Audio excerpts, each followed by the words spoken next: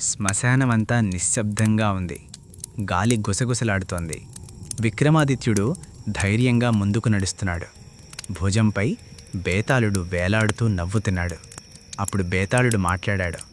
రాజా, విను ఒక కథ. ఒక రాజుకు 2 స్నేహితులుండేవారు.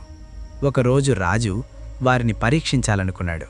నకిలీ శత్రువులను పంపించి దాడి చేయించాడు. ఆ సమయంలో ఒక స్నేహితుడు భయపడి పారిపోయాడు.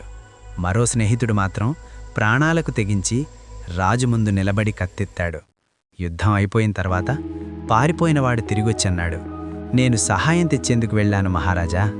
అప్పుడు బేతాళుడు నవ్వుతూ అడిగాడు, రాజా, నిజమైన స్నేహితుడెవరు?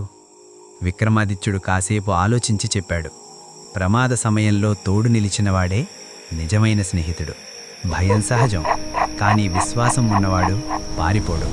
అది విన్న బేతాళుడు గట్టిగా నవ్వి ఆకాశంలోకి ఎగిరిపోయాడు.